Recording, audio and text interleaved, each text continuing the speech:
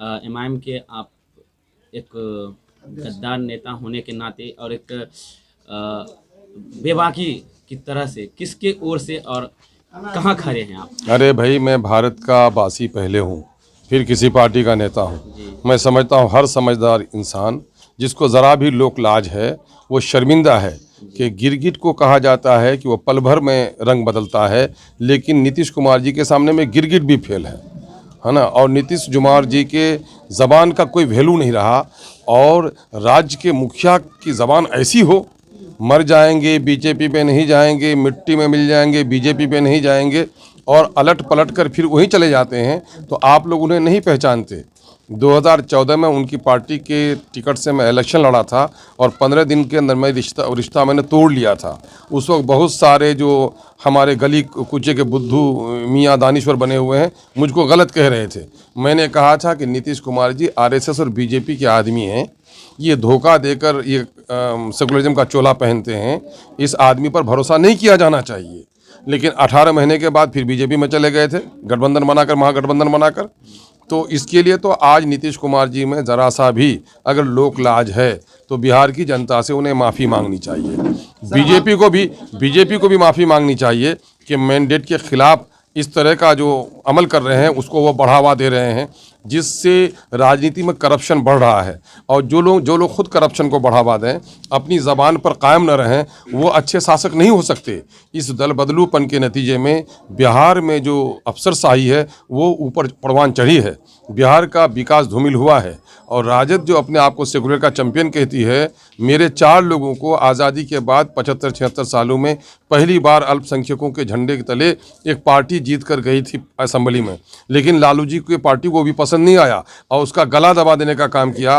और जो आंसू के कतरे उस वक्त मेरे आंखों में थे, आज उनकी आंखों में दिख रहे हैं। तो उनको भी क्षमा मांगनी चाहिए कि जिसने किया था पाप, उनके साथ भी हुआ है पाप। सर, आप सीमांचल से एकलौता मीम के नेता हैं, अभी विधायक बचे हैं जी। आप अब तक इस खेल में किस पार्टी की तरफ से आपको संपर्क किया गया है? देखिए, संपर्क तो जाहिर है कि एनडीए के लोग तो मुझसे संपर्क करने की हिम्मत भी नहीं कर सकते।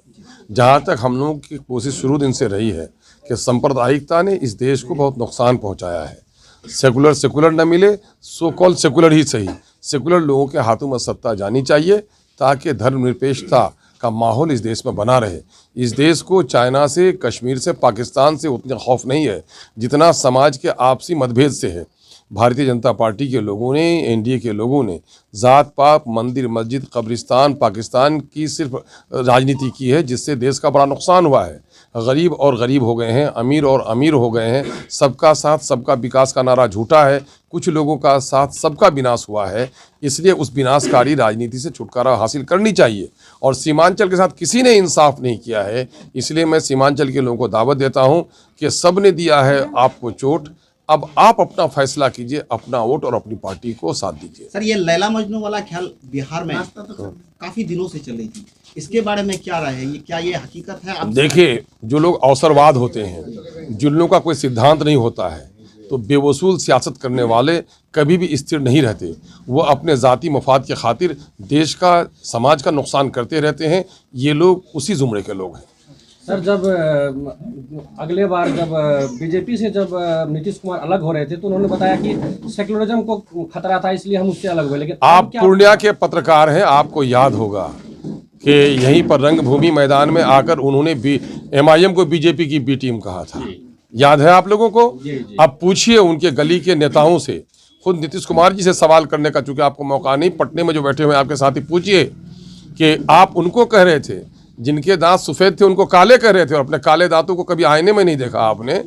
और आप बीजेपी के बी टीम कौन है आप देख लीजिए, लेकिन नीतीश जी को कह के कीजिएगा भी क्या, कौवे पर काली का कोई असर नहीं पड़ता। सर, सम्राट चौधरी बोल रहे थे कि जब तक हम बीजेपी नीतीश को सत्ते से नहीं हटा देंगे तब तक अपना पग नहीं खोलेंगे, और आज उन्हीं के साथ वो काम करने के लिए आज काम उतारे नहीं, बल्कि उन्हीं को वो मुख्यमंत्री बना रहे हैं। अब उनसे पूछिए कि पगड़ी खोलेंगे कि बाल मुंडाएंगे? मुंडन करेंगे। मुंडन करना चाहिए। सीमांचल में एक मसाल जुलूस निकाला गया था जो कह रहे थे कि बीजेपी हटाओ, देश बचाओ। अब वही क्या करेंगे जो अभी छोटे कद के नेता जो बन रहा था अपने आप को बोल रहा था? देखिए, मैं उन लोगों के गली कूचे के इन लोगों के बारे में तबसरा करने की ज़रूरत नहीं है। बच्चा चौराहे पे पेशाब कर रहा था, बाप से शिकायत करने गया तो बाप छत पे पेशाब कर रहा था खड़े होकर। इन लोगों का हाल वही है। इन गली खोजों के नेताओं को क्या कहिएगा? जब नीतीश कुमार जी इतने बेवसूल हैं तो ये बेवसूलों के साथ जुड़े हुए लोगों के उसूल से बात किया करते हैं आप।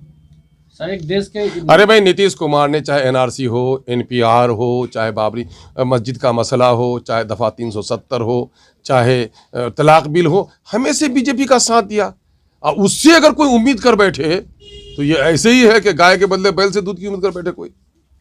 सर इंडिया गठबंधन का सूत्रधार नीतीश कुमार को माना जा रहा था, अब क्या लगता है कि इंडिया गठबंधन बच पाएगी? बिल्कुल इंडिया गठबंधन, देखिए हम लोग की शुभकामनाएं हैं कि बीजेपी के खिलाफ जो लोग भी आए आगे, उनको नीयत सही करनी चाहिए। क्योंकि कांग्रेस जो सबसे बड़ा घटक दल है इंडिया में, तो उनकी नीयत ही साफ नहीं है। धुलमुल यकीन का नारा है। बाबरी मस्जिद के सिलसिले से उनके पार्टी का किरदार देख लीजिए।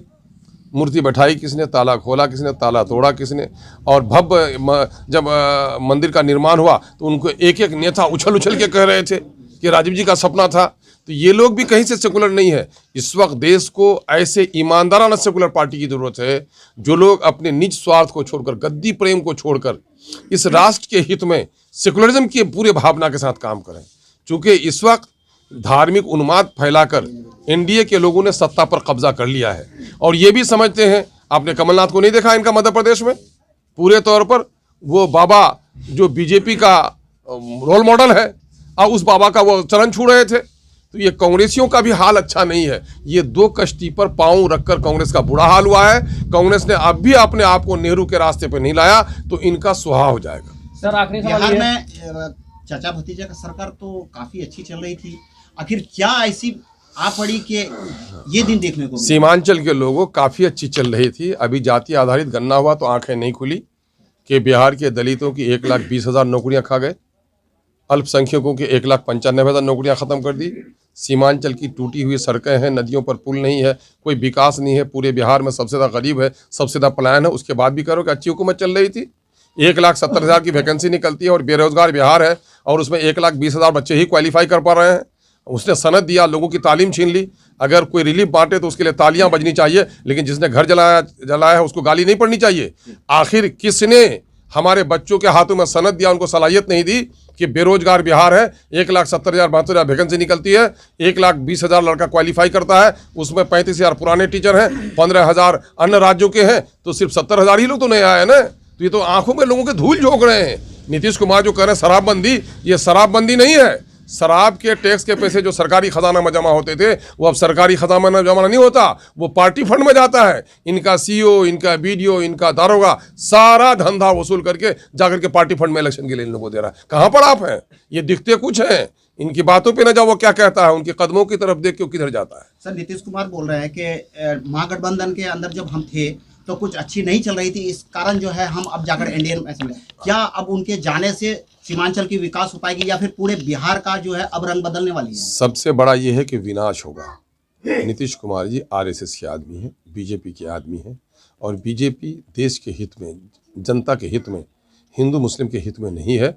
वो मुट्ठी भर धार्मिक उन्माद फैलाने वाले और मुट्ठी भर पूंजीपतियों की पार्टी है, और पूंजीपतियों से जिनका रिश्ता होगा वो गरीबों का कभी भला नहीं कर सकता। यह अडानी की पार्टी है, बिहार की एक अंबानी की पार्टी है। बिहार की एक यूट्यूबर था जिन्होंने कहा था कि हम जेल से निकलने के बाद 90 दिन के अंदर सरकार गिरा देंगे, और सच में ही अभी उनके 90 दिन भी नहीं पूरे और बिहार में सरकार गिर चुका है। अब होता यह है कि आंधी में पीपल का दरख्त गिर गया और गाँव का पगला बोला हमने उखाड़ दिया।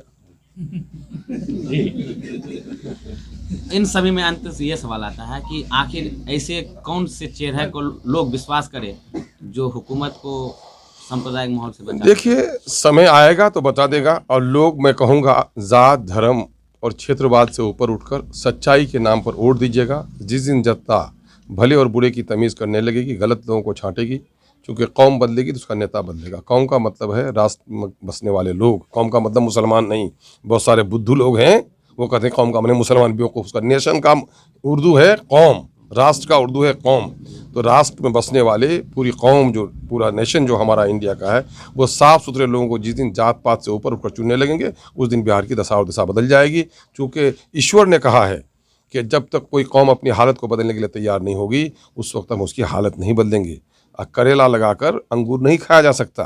बेईमानों को वोट देकर इंसाफ की उम्मीद नहीं की जा सकती। सर बिहार को अब हो सम्राट चौधरी के रूप में मुख्यमंत्री मिले हैं, वो तो हमेशा देखते हैं कि चैनल पे आकर के विकास की बात है, क्या उनके उप मुख्यमंत्री बनने से अब कुछ ये हो पाएगा? सवाल ये पैदा होता है कि वो जुड़े हुए हैं मोदी जी से, जब मोदी जी विकास नहीं कर पाए तो ये बेचारा क्या कर पाएंगे। ऐसे में आप अपने क्षेत्र में क्या संदेश देना चाहेंगे यहाँ के मैं जनता को? सीमांचल के लोगों को कहता हूं कि सीमांचल के लोगों, बिहार के 13 करोड़ की आबादी में अररिया, पूर्णिया, कटिहार, किशनगंज चारों ज़िले की आबादी 1 करोड़ 30 लाख हो गई है। और सीमांचल एक कश्ती है, उस कश्ती में दलित हो, हिंदू हो, मुस्लिम हो, सब मुसाफिर है। कश्ती डूबेगी तो सब डूबोगे, कश्ती किनारे लगेगी तो सब किनारे पार हो जाओगे। आओ इस कश्ती को संभालने के लिए MIM का साथ दो।